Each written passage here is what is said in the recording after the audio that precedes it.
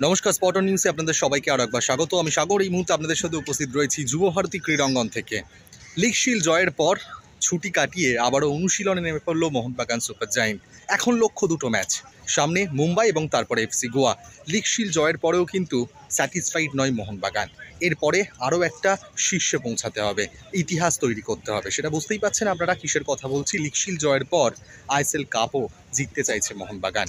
League shield জয়ের পর ছুটি কাটানোর পরে বুধবার থেকে আবারও অনুশীলনে নেমে পড়ল মোহনবাগান, যেটা শুরুতেই আপনাদের বললাম। তবে অনুশীলনে নেমে পড়লেও স্বস্তি নেই মোহনবাগান শিবিরে।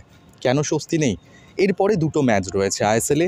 প্রথমে মুম্বাইয়ের মুখোমুখি হচ্ছে ওদের ঘরের মাঠে মোহনবাগান, তারপরে এফসি গোয়ার সঙ্গে নিজেদের ঘরের মাঠে যুবভারতী ক্রীড়াঙ্গনে খেলবে মোহনবাগান। তার আগে এই মুম্বাই ম্যাচে কিন্তু নেই জেসন কামিংস। তিনি 4টে ইয়েলোর জন্য এই ম্যাচে সাসপেন্ড। কার সমস্যায় ফুটবলারকে পাওয়া যাবে না। এছাড়াও কিন্তু রেড জোনে থাকতে হচ্ছে 3 ফুটবলারকে। জেমি ম্যাকলারেন ইতিমধ্যে গোলের বন্যা বইয়েছেন। সবুজ বেরিন জার্সি গায়ে 10টা গোল করে ফেলেছেন। পাশাপাশি দীপক টাংরি, তিনিও 3টে ইয়েলোতে রয়েছেন। তার সঙ্গে সঙ্গে অধিনায়ক সুভাশিস বসু, তিনিও কিন্তু 3টে ইয়েলোতে দাঁড়িয়ে রয়েছেন। সুতরাং মুম্বাই ম্যাচ, ঘরের মাঠে মুম্বাইয়ের খেলা, সেখানে যদি কিছু অঘটন ঘটে, এই 3 ফুটবলারের মধ্যে যদি কার্ড দেখতে হয় কাউকে, তাহলে এফসি গোয়া ম্যাচ খুবই ভাইটাল ম্যাচ। তারপরে নকআউট খেলা, সেখানে কিন্তু পাওয়া যাবে না মোহনবাগানের এই 3 জনের মধ্যে যে কোনো একজন ফুটবলারকে। যদি কেউ একজন দেখেন, 3 জনের মধ্যে 3 জন দেখলে সেটা সবথেকে বড় অঘটন হবে। তবে এই কয়েকজন ফুটবলার রেড জোনে থাকলেও চিন্তামুক্ত হতে পারে মলিনা। কেন?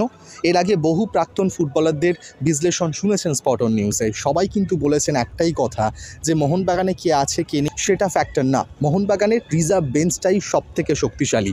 রিজার্ভ বেঞ্চে যারা রয়েছে, কে নেই কে আছে, যখন যেই সুযোগ পাচ্ছে তখনই বাজিমাত করে দিচ্ছে। তবে একটু হলেও চিন্তা থেকেই যাচ্ছে। জেমি ম্যাকলারেন, জেসন কামিংস নেই এই ম্যাচে। রেড জোনে জেমি ম্যাকলারেন, সুভাশিস বসু, দীপক টাংরির মতন ফুটবলার রয়েছে যারা ভরসা দিয়েছে মোহনবাগানকে। সুতরাং অনুশীলনে নেমে পড়লেও একটু হলেও কিন্তু অস্বস্তি রয়েই যাচ্ছে মোহনবাগান শিবিরে। এবার আমাদের চোখ থাকবে যে মুম্বাই ম্যাচ এবং এফসি গোয়া ম্যাচে মোহনবাগান কী করে।